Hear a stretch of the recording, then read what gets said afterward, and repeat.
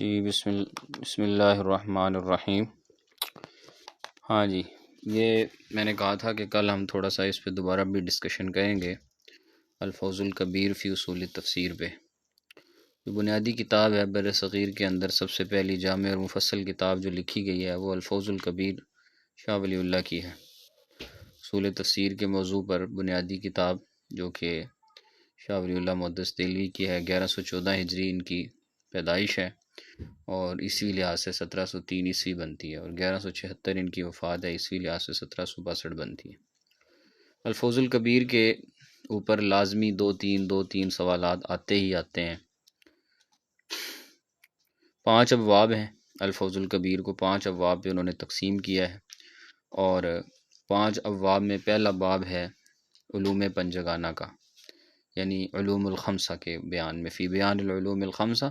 التي يدل عليها القرآن العظیم نصا وكأن نزول القرآن بالإصالة كان لهذا الغرض۔ پہلا جو باب ہے وہ ان 5 علوم کے بیان کے بارے میں ہے جو کہ قرآن عظیم جن پر باعتبار نص کے دلالت کرتا ہے۔ وہ 5 علوم جن پر قرآن بطور نص کے دلالت کرتا ہے کہ ایسا لگتا ہے کہ اصلاً قرآن عظیم کا نزول اسی مقصد کے لیے ہوا ہے، تو ان 5 علوم کے بارے میں، جیسے مثال کے طور پہ باس بعد الموت ہے، توحید ہے، رسالت ہے، اور اسی طریقے سے جو ہے وہ عقیدہ آخرت ہے،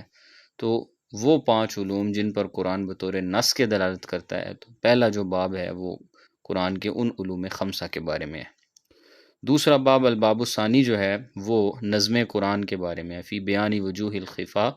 فی معانی نظم القرآن بالنسبۃ الی اہل ھذا العصر و ازالۃ ذلک الخفاء باوضح بیان۔ دوسرا جو باب ہے وہ یہ زمانے کے یعنی لوگوں کے اعتبار سے دشواری کی وجوہات کے اعتبار سے ہے جو نظم قرآن کے معنی کو سمجھنے میں پیش آتی ہیں، اور پھر اس دشواری کا حل کیا ہے، یعنی قرآن کریم کے جو مباحث مشکلیں ہیں، جو الفاظ غریبہ ہیں، تو ان الفاظ کے بیان کے بارے میں ہے کہ ان کا معنی اور مطالب کیسے سمجھے جائیں گے، اور اس کے بارے میں جو ہے وہ تو اس حوالے سے ہے۔ آگے ہے جی الباب الثالث، تیسرا باب جو ہے وہ اسالیب قرآن کے بارے میں ہے، فی بیان لطائف نظم القرآن و شرح اسلوبہ البدیع بقدر الطاقت والامکان، یعنی انسانی طاقت اور امکان کے بقدر نظم قرآن کے جو لطائف ہیں اور اس کے جو اسالیب ہیں ان کی وضاحت کے بارے میں تیسرا باب ہے، کہ قرآن کریم کی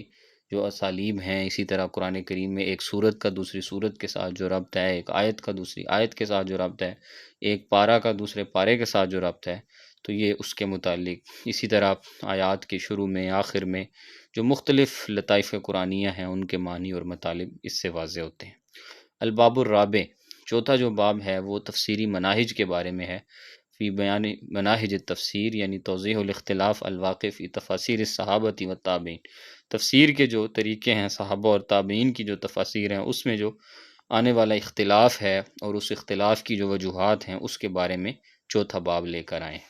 اور پانچواں باب یعنی الباب الخامس جو ہے وہ مشکلات قرآن کے بارے میں ہے، مشکلات قرآن کے بارے میں، فی ذکر جملۃ صالحۃ من شرح غریب القرآن و اسباب النزول الذی یجب حفظہ علی المفسر ویمتنع ویحرم الخوض فی کتاب اللہ بدونہا، کہ قرآن کریم کے جو غریب اور دشوار فہم الفاظ ہیں ان کی تشریح کی جو وافر مقدار ہے، اور ان اسباب نزول کے بیان کے بارے میں جن کو مفسر کے لیے یاد رکھنا بے حد ضروری ہے، کہ ان کے بغیر قرآن کریم کی تفسیر کرنا جائز ہی نہیں ہے۔ تو آگے چل کر پھر انہوں نے ان باب اول کے جو علوم خمسہ ہیں ان کو تفصیل کے ساتھ ذکر بھی کیا ہے۔ سب سے پہلے اس میں علم الاحکام ہے، علم الاحکام، علم الاحکام کے اندر قرآن مجید کے مختلف احکام جیسے کہ عقائد ہیں، عبادات ہیں، معاملات ہیں، ٹھیک ہے جی، جو مباح ہیں، واجب ہے، مندوب ہے، ان تمام کو ذکر کیا ہے۔ دوسرا علم المخاصمہ ہے، مخاصمہ یہ باب مفاعلہ سے ہے جس کا معنی دو فریقوں کا آپس میں باہمی جدال، بحث و تمحیص، مناظرہ وغیرہ، یعنی باطل عقائد و نظریات کے لوگوں کے ساتھ جو مناظرہ اور باہم جو اختلاف ہے اور اس کی کیا شرائط ہیں، کیا ہونا چاہیے، کس طرح ہونا چاہیے، اس بارے میں۔ علم التذکیر بآلاء اللہ، علم التذکیر بایام اللہ، اور علم التذکیر بالموت و ما بعد، جس کا میں نے ابھی تذکرہ بھی کیا تھا اوپر۔ علم التذکیر بھی اعلیٰ اللہ سے مراد اللہ تعالیٰ کی عطا کردہ نعمتیں ہیں۔ قرآن مجید میں اللہ تعالیٰ کی وجود، اس کی وحدانیت، اس کی صفات کا صحیح ادراک، کائنات کی تخلیق کے بارے میں نظریہ، نظام حیات کا نظریہ، تو یہ ساری چیزیں جو ہیں، یہ یعنی جو توحید ہے، یہ قرآن کریم کا ایک سب سے بڑا وصف ہے، جس کو ہم علم التذکیر بھی اعلیٰ اللہ سے تعبیر کرتے ہیں۔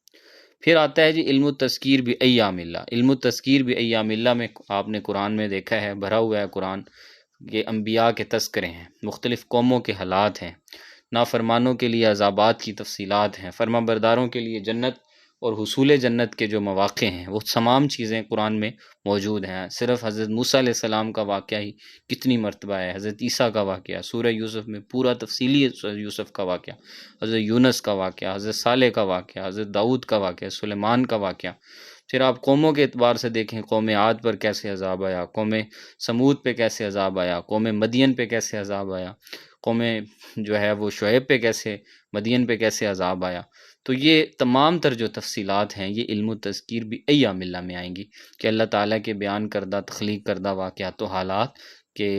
اور اطاعت شار بندوں کا انعام، نافرمان بندوں کی سزائیں، تو یہ سارا جو ہے یہ علم التذکیر بھی ایام اللہ میں آئے گا۔ علوم خمسہ میں یہ بھی شامل ہے۔ اور جس طرح میں نے کہا اوپر، علم التذکیر بالموت و ما بعد، بعد الموت، قرآن مجید کا ایک تیسرا بڑا جو موضوع ہے، جس کو انہوں نے 5ویں نمبر پہ ڈکلیئر کیا ہے، وہ ہے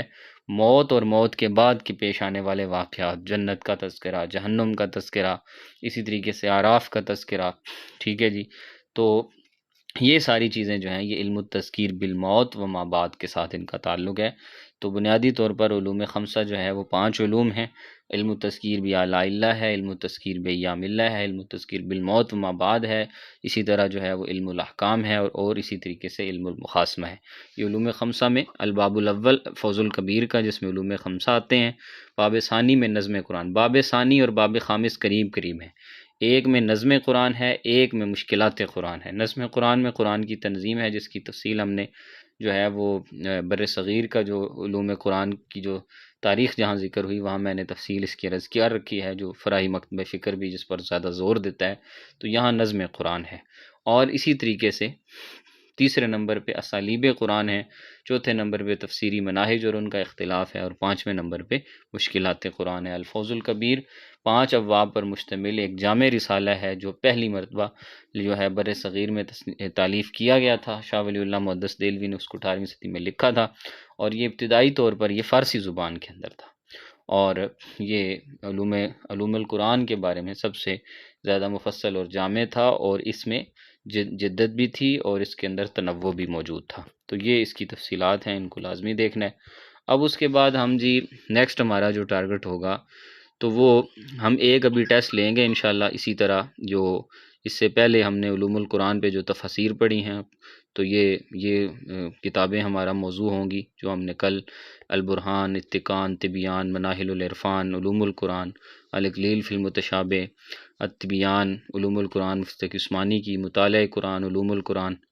علامہ شمس الحق افغانی کی، مولانا گوہر الرحمان کی، اور اس کے علاوہ جو یہاں مختصر کتابیں دے رکھی ہیں، اور پھر اسی طرح الفوز الکبیر حضرت شاہ ولی اللہ محدث دہلوی کے جو اس کی جو تقسیم ہے ابواب کے اعتبار سے، اور پھر علوم خمسہ، تو یہ ہمارا یہ موضوع ہوگا۔ اس سے ریلیٹڈ ہم ایک مختصر سا ٹیسٹ جو ہے وہ ایک لیں گے۔ پھر اس کے بعد جو ہے وہ 5 مختلف کتابوں سے ہم MCQs جو ہے وہ مشقی سوالات جو ہیں، جو یہاں پہ ایک سیمپل یہ پیپر کا موجود ہے، تو اس طرح کے جو پیپر ہیں وہ ہم طور سیمپل جو ہے وہ آپ لوگوں کے ساتھ شیئر کیے جائیں گے روزانہ کی بنیاد پہ۔ تو جیسے ایک یہاں یہ ایک پیپر موجود ہے 50 MCQs کا، اسی طرح جو ہے وہ اپنا ڈاکٹر شہباز من صاحب کی ہے کتاب، اس سے کیا جائے گا۔ پھر اسی طریقے سے جو ہے وہ جو مثالی والوں کی ہے اس سے کیا جائے گا۔ مختلف کتابیں جو زیادہ معروف ہیں تیاری کے حوالے سے، ان تمام کتابوں سے جو ہے وہ ہمارا ٹارگٹ ہوگا کہ ہم تمام آنے والے جو زیادہ معروف اور اہم MCQs ہیں ان کا ہم احاطہ کر لیں۔ تو یہ ہم احاطہ کریں گے۔ یہ احاطہ کرنے کے بعد پھر ہمارا جب سلیبس سارا کور ہو جائے گا، اس کے بعد پھر ہم انشاءاللہ ترتیب کے ساتھ جو ہے نا وہ گرینڈ ٹیسٹ لیں گے۔ پھر ہم اگلے سبجیکٹ کی طرف موو کریں گے. یہ ترتیب ہوگی. تو باہر کیف اب نیکسٹ جو ہے ہمارا ٹیسٹ ہوگا اس کا، اور اس ٹیسٹ کے بعد پھر آپ کو ایم سی کیوز والی فائلز جو ہے وہ ترتیب کے ساتھ پرووائڈ کی جائیں گی. السلام علیکم ورحمۃ اللہ.